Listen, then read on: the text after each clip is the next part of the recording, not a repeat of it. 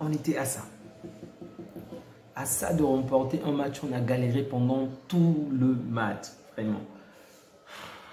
C'est dur, c'est dur.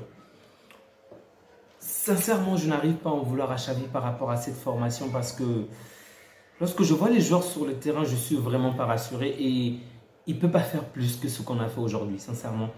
C'est vrai qu'il y a pas mal de choses à voir par rapport à l'attitude des joueurs, mais dans l'ensemble, même lorsque tu vois individuellement les performances des joueurs, c'est qu'on n'est pas à la hauteur.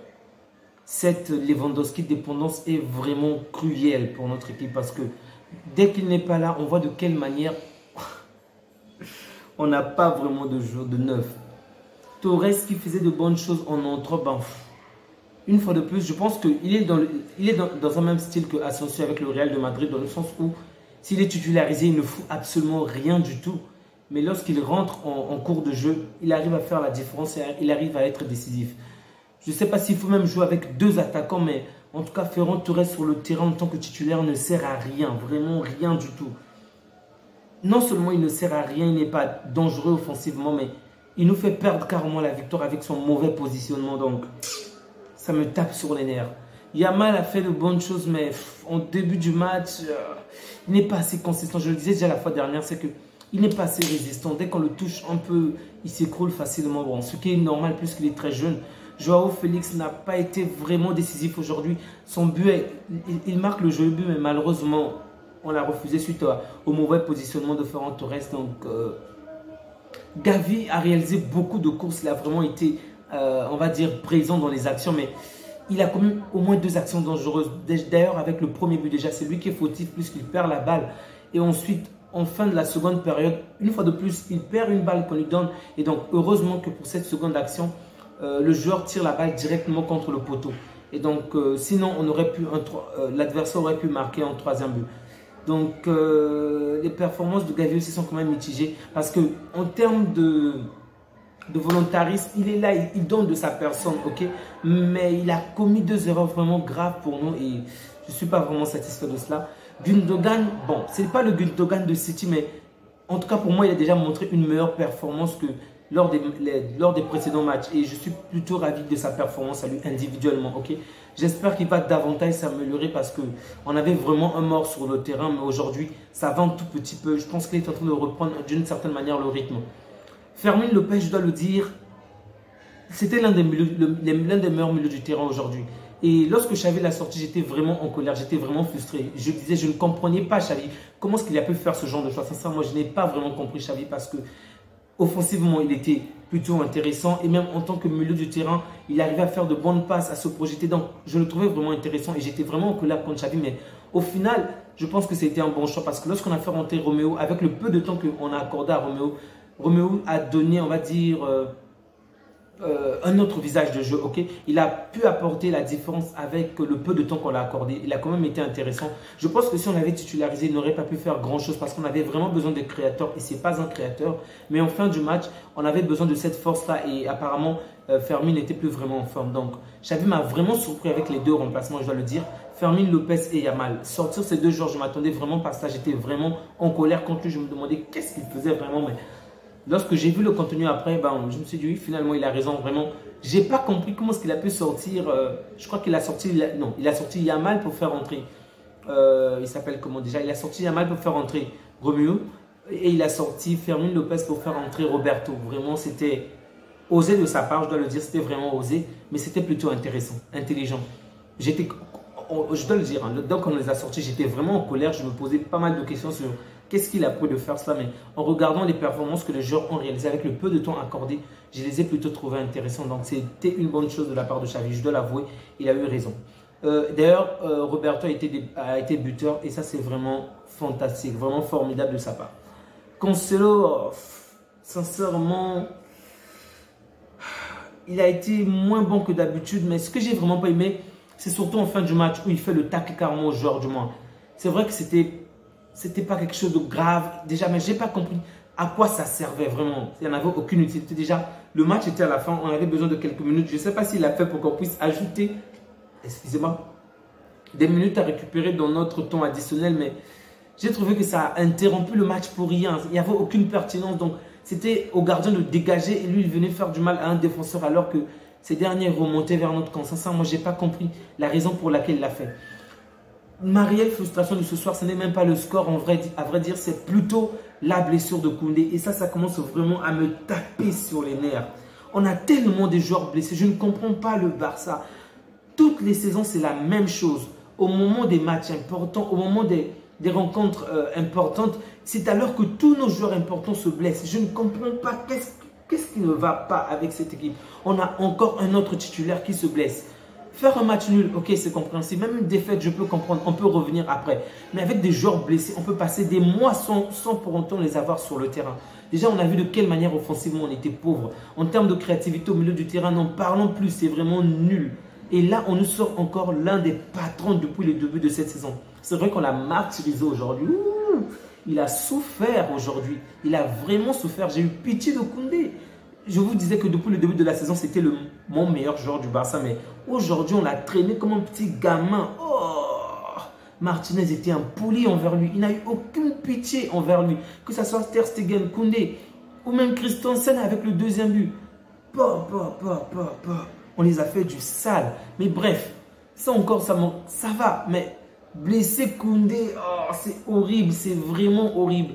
J'étais vraiment déçu de le voir sortir. Je ne sais pas comment ce qu'on va faire.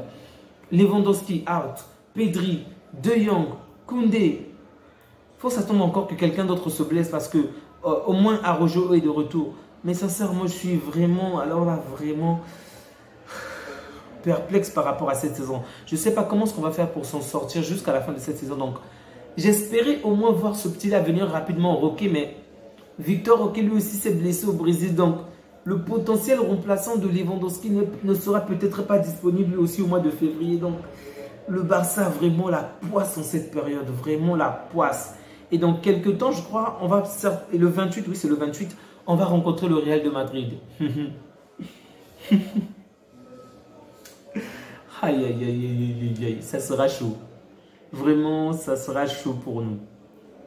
Bref, Koundé est sorti sur une blessure. Christensen, je l'ai plutôt trouvé intéressant, mais ça va quoi. Il n'était pas non plus fabuleux, mais ça va. Ok.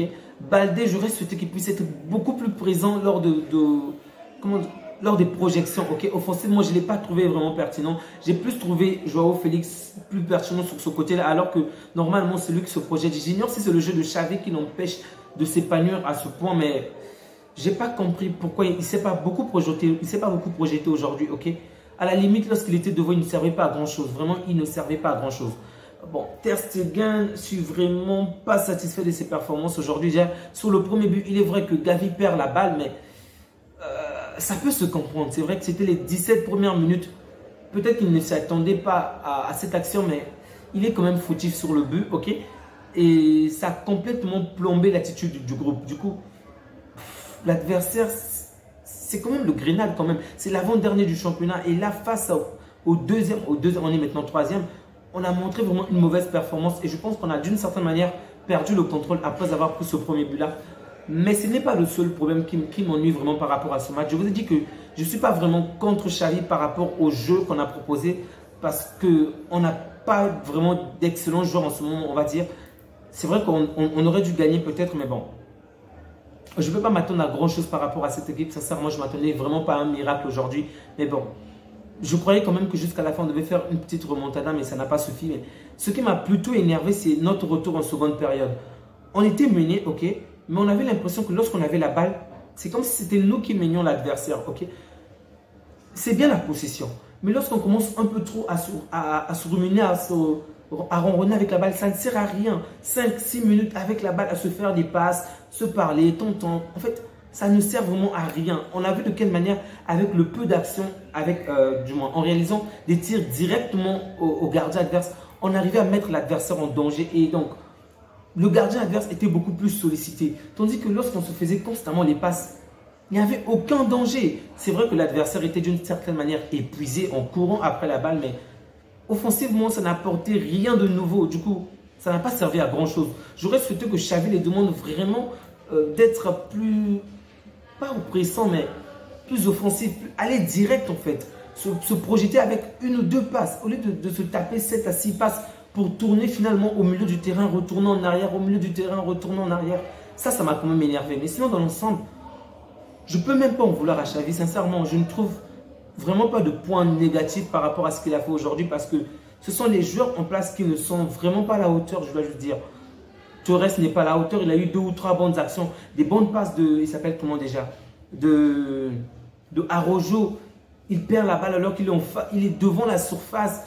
Lamine Yamal, c'est bon, mais à des moments où il réalise de mauvaises passes, même si je ne peux pas lui également en vouloir. On ne peut pas compter sur ce gamin, sincèrement. Pour moi, il doit juste être un apport et non le principal joueur. Donc pour lui, je ne peux même pas l'en vouloir. Félix également n'a pas vraiment... En fait, il n'était pas constant, ok? Il y a des moments où c'était vraiment, on va dire, le meilleur joueur du Barça. Après, pouf, il disparaissait. Donc, ce n'est pas pour moi le coach en tant que tel qui est le souci parce que sur le banc de touche, on n'avait pas non plus un banc assez riche pour réaliser des remplacements. Donc, c'est bon. Ce sont les aléas du foot. On a en ce moment pas mal de blessés et on a fait un match nul. C'était quand même assez chaud. Je craignais même qu'on puisse prendre un 3e but, mais bon. Espérons que nous allons nous relever. Donc, en ce moment, on est 3e, ok, avec 1 point de moins par rapport à Girona, l'équipe sœur de la Catalane, et 3 points de moins par rapport au Real de Madrid. Donc, le Real de Madrid a joué 9 matchs avec 24 points. C'est vraiment à féliciter de leur part. Tandis que Girona en a 22 et nous en avons 21 points. L'Atlético qui vient de récupérer la 4e place, très bien pour eux. Donc, ça sera encore chaud. On va se dire à bientôt. Je vais m'arrêter là parce que je sais que la vidéo risque d'être très très longue et je vais finir par me lamenter par rapport à ce score. Ok, donc de très bonnes performances de la part des joueurs de Grenade. Vraiment, j'ai trouvé Martinez vraiment monstrueux. Alors là, il était vraiment monstrueux. Il a réalisé un très bon match. Boyer également a bien joué, mais Martinez pour moi, c'est vraiment mérité qu'il puisse être l'homme du match. André Ferreira, le gardien, également a réalisé de bons arrêts. Surtout sur le tir de Gundogan. Je m'attendais vraiment à ce que la balle se loge dans sa cage, mais au final, il a été là pour l'arrêter malgré toutes les têtes que les joueurs de son camp nécessaient d'éviter. Vraiment, il a fait du bon match. Bon, ce sont les joueurs que moi j'ai trouvé les plus pertinents de cette équipe. Je vais m'arrêter là. Je vous dis à tous merci déjà de vos likes, de vos partages. Ça me fait plaisir. N'oubliez surtout pas, ça ne vous coûte absolument rien, mais ça fait toute la différence pour la chaîne. Prenez bien soin de vous ainsi que des vôtres et que Dieu vous garde. À bientôt.